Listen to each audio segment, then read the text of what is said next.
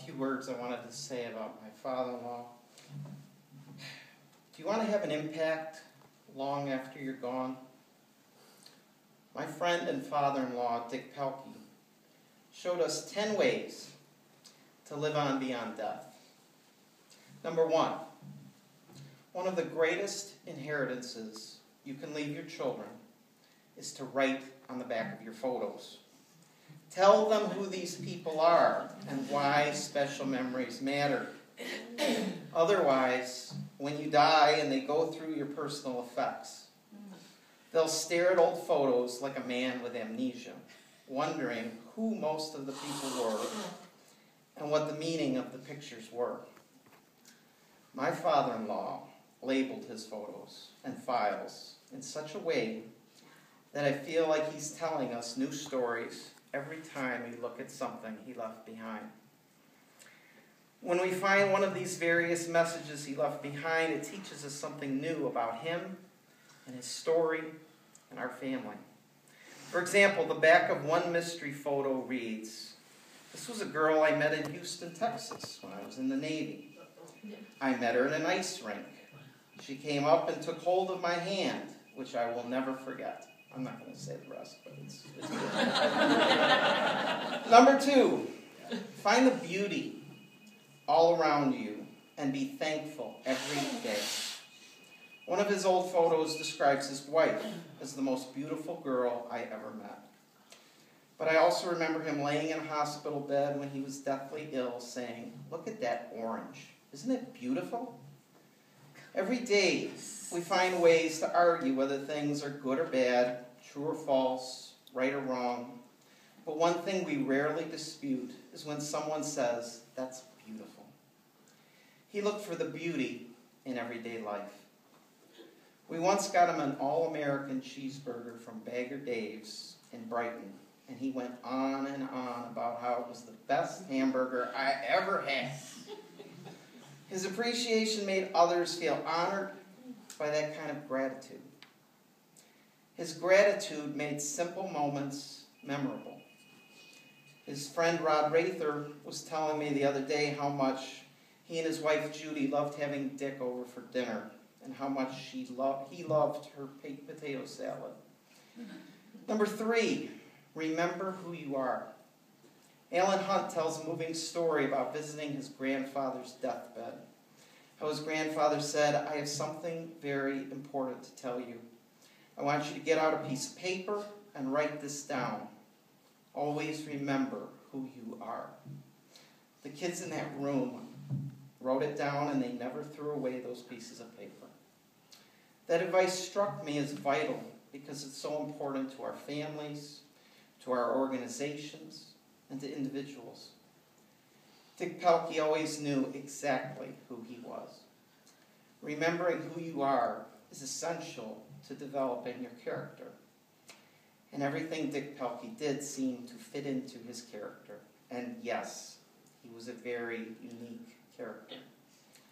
Mary, a girl he met at Brighton High, remembers seeing him for the first time and thinking, "He looks like a little boy."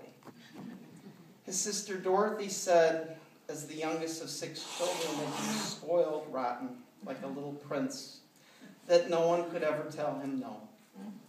His friend Randy remembers him as a man's man, one of the guys who built this country. His granddaughters, Jenny and Katie, knew him as Tractor Grandpa.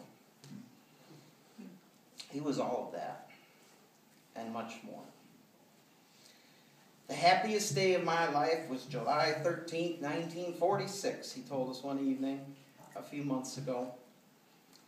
That was the day he was discharged from the Navy. The day he headed back home, one day before his 20th birthday. He'd survived World War II and couldn't wait to get back home. He remembers his emotions were so strong that he sat down and cried in the middle of a huge train station. He was rarely afraid to share his feelings, as we all know. All kinds of feelings. But he also listened very closely. which is why friends were coming to visit right up to the last day of his life. Number 4, come bearing gifts. Bank tellers cried when they heard the news, remembering how he brought them candy. After leaving the hospital, he'd go back with gifts for the nurses. He was always giving something to someone. It's the little gestures that people remember. Number 5, look for the humor. Dick Pelkey was always looking for ways to make people laugh. If you ever rang his doorbell, you know what I mean. My wife won't let me elaborate on that one publicly, but trust me, it was funny. 6 years ago, he found a big slab of flat rock, planted it in a nice spot in the tiger lilies near a garage, and chiseled Dad into it. Yes, it's a big tombstone. He thought this was hilarious. And when the rest of us totally freaked out, he laughed even more. He also painted twin pumpkins, there's a picture over there, with goofy faces, naming them Joe and Deb. Number 6, go outside. Dick was one of 6 kids in a tiny 900 square foot 19th century farmhouse he called home from age 7 until Monday when he died at age 86. But he spent as much time outside as he could. The land and the woods were his playground. And unless a football game was on, he always preferred to be outside, doing something, ripping out tree stumps, and often my invisible fence with his tractor, mowing lawns, chopping wood, plowing wood, moving sand, making something new. This all energized him, and it enlivened him. Number 7, if you fall, keep getting right back up. And remember, doctors and other authorities don't have the final word. Only God does. Back in World War II, doctors told him how terrible his kidneys were, that he'd wind up on dialysis. He never did. In 2005, doctors found cancer on his liver, so I assumed he was a goner, until he came back a few months and said, oh, it went away. Okay. Last spring, doctors told him he'd need to be on oxygen the rest of his life. Then they said, no, he didn't need oxygen anymore. In early summer, doctors said he'd never be able to have salt again, or pizza. Last August, the best doctors at the University of Michigan said they couldn't help him to go get hospice. So he started smoking again, started eating salt again, basically doing what he felt like doing. And he got better. They told him, you're fine, go home. When doctors told him again in February they couldn't help him and sent him home with hospice care, he listened closely. But then he started plotting a way to build up my strength again so I can get better. He willed himself back to life again and again and found a way to sit up every single day of his life. Number 8, those older people who seem to have settled into retired, routine, boring lives have often had more adventures than you've ever dreamed of. Just sit down and ask somebody to share some of their stories and ask lots of questions. There's a reason Tom Brokaw dubbed the generation that won World War II America's greatest generation. Many of Dick Pelkey's stories are just as good or better than most of the movies I've seen. That's Dick, I guess. Number 9, treat your friends like family and your family like friends. One of Dick's old wallet photos includes pictures you'd expect to find his girls, his son, special loved ones.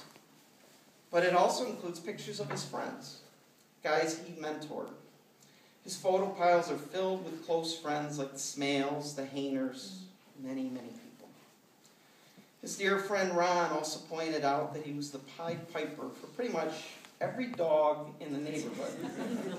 He'd drive his tractor, and they followed.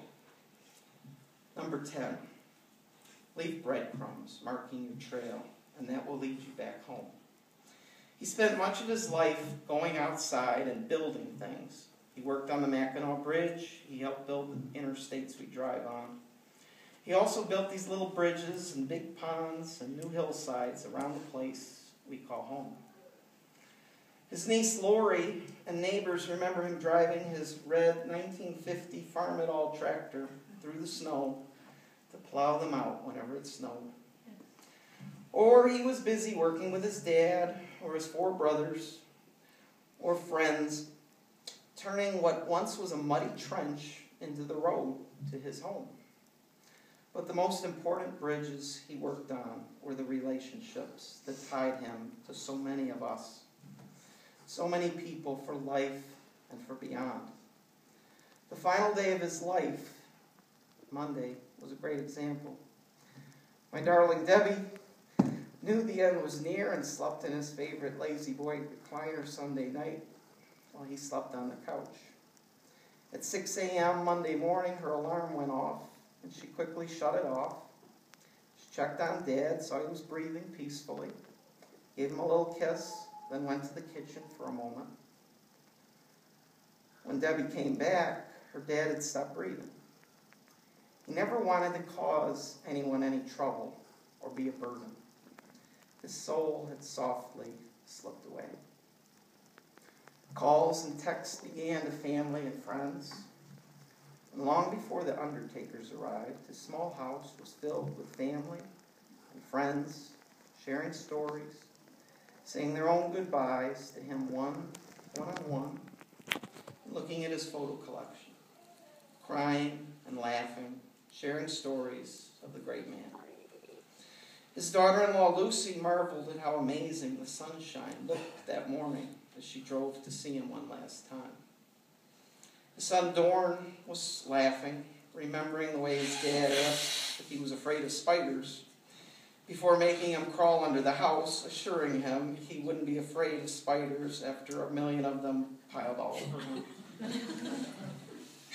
His daughter Sandy in Colorado has been emailing us every day, sharing memories of making mud pies under the big trees, playing in Ore Creek, and golden amber homemade honey with the comb still in it, fresh from the Pelkey beehives.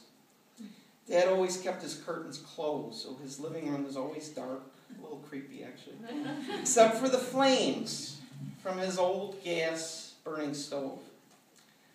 But on that final morning, we couldn't help but notice a big beam of sunshine poking through the curtains and shining right down on his face.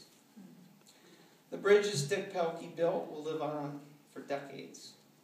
The bridges he built between the people he knew throughout his life will remain as long as all of us remember. I'd like whoever would like to come and share some stories or memories of Dick to come up. I know Ron's got one, or Rita, one of you guys got something?